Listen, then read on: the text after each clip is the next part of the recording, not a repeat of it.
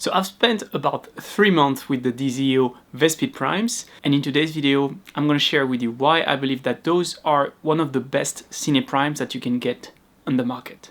So first of all, I want to give a huge shout out to DZO, because when I contacted them to test out those primes, they did not give me a precise timeline and anything to say about their lenses. They gave me the lenses, I told them I would need them for a few months to be able to test and work on some project with them, and they agreed to that. And for that, a huge thank you to DZO, and that just says a lot about how they trust their products and how much they value creators taking their time to evaluate them. Now DZO also sent me the R-less primes with the Vespid rate. Now I had to give back the R-less a little bit earlier because they are newer products, and that's understandable, but I had the chance to test both of them. However, I do have to say that for the kind of work that I do, which is filmmaking in wedding, elopements, as well as proposal, I do prefer the Vespid primes. And that brings me to my first point, which is weight and size. Now the Vespids are pretty compact for cinema lenses. Now it doesn't mean that they're completely light and don't weigh anything. They still have a fair amount of weight, but you can easily transport them on your shoot and you can be on the go, change them while you're shooting, and there won't be any problem with that.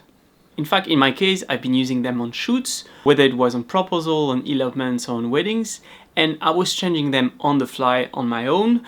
Sometimes I had an AC, but sometimes it was just me while I was shooting. And it was totally possible to do that. Now, I would not recommend to do that with the R-less that are a bit heavier, right? And that is, I think, one of the biggest points in favor of the Vespid primes. If you're someone that's on the go and that really need that kind of flexibility to have something compact enough but with good enough image quality, I think that the Vespid primes are really a set of primes that you should look at and that you should see if they could work for you, because personally they worked really well for the kind of work that I do. The build quality of those lenses is also great. Now I had the chance to test the full set, except the 16mm, but the 25, the 35, the 50, the 75, as well as the 100mm. Now I think they have a 90mm macro as well. I did not test that one, but I had the chance to test quite a lot of them. And they are all built properly, very solid. They feel solid in hand, they feel solid on your camera, and they feel like they're really reliable on a production environment. Now, I'm not someone who likes to take extremely care of his gear, right? Of course, I treat my gear properly, but I'm not focusing on the gear when I shoot. I focus on the subject matter, or the story, or anything else but the gear. So I did appreciate that the gear was able to adapt to my workflow and was able to basically be solid enough, be good enough, so that it did not get damaged wherever I was going. Now I took those lenses pretty much everywhere, right? I had some shoots in the streets, I had some shoots in the forest near some temples, near Mount Fuji in the Kawaguchi Lake, and wherever I was going, I completely trusted those lenses to be good enough, to be solid enough, and the fact that they are built properly make them also really easy to operate. And the aperture ring or the focus ring work really well, whether or not you use them with your hand, right, or if you use a full focus gear. And again, I want to emphasize that because they are so compact for cinema lenses, you are able to choose whether or not you want to use a follow focus. Personally, because of most of my shoot I operate alone, I was not using all that. I was trying to just hold it with my hand, but it felt very comfortable with it. And you can really use really minimal setup with this kind of lenses. Now this is the setup that I use with a simple hold with a V-mount, and I don't use any lens support on my Fujifilm X-H2S because the lenses are compact and light enough for me to rely solely on the mount of the camera. Now let's talk about image quality. And this is not going to be a really detailed technical review on the image quality with chromatic aberration, charts, etc. This is more going to be me showing you the footage that I have with those lenses.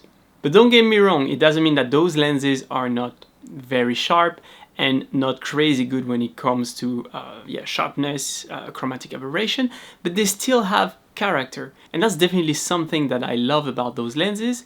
They still feel a little soft, but not in a bad way.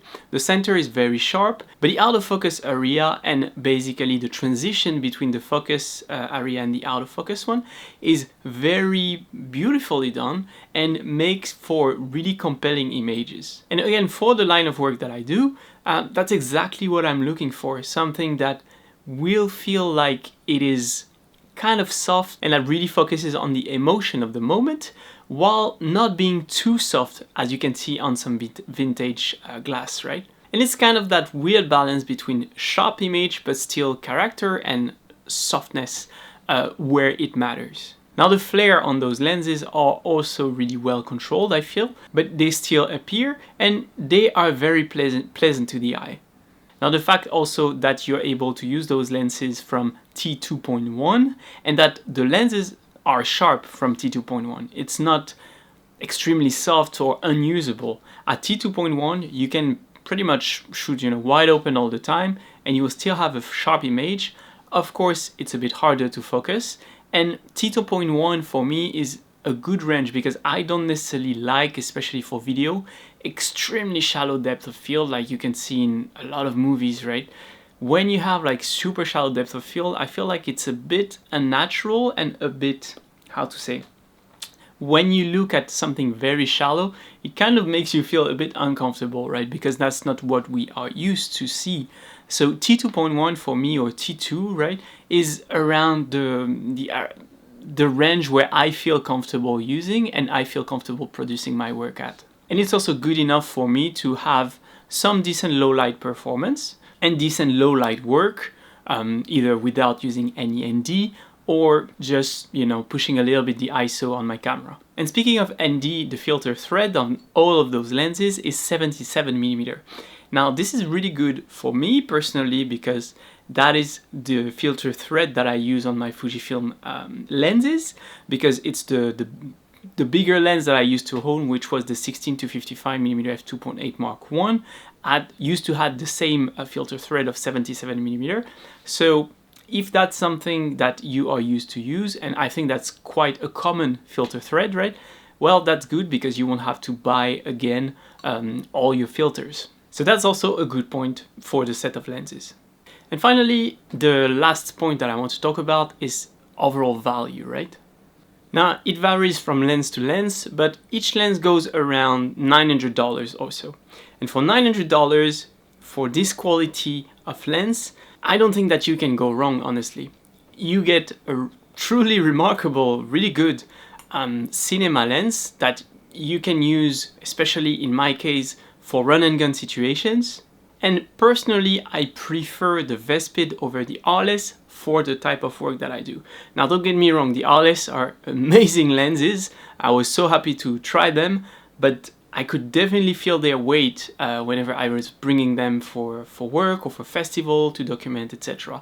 Whereas the Vespid, I can, carry 2 or 3 on me and not feel that much, right?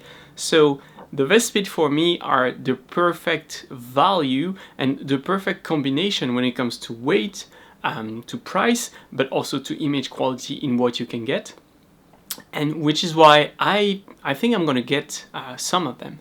Now, I might not get the full set because I did not use all of them equally, right?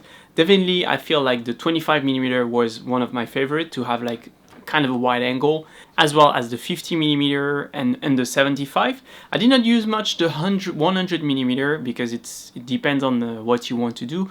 But for my case and my application, I was not necessarily in need of it. Maybe in the future, but I'm really thinking about buying them. And also with the upcoming, GFX Eterna camera, that could be also something that could be interesting to see and to see how they combine with one another, right? So let me know down in the comment what you think, and I'll see you in the next video.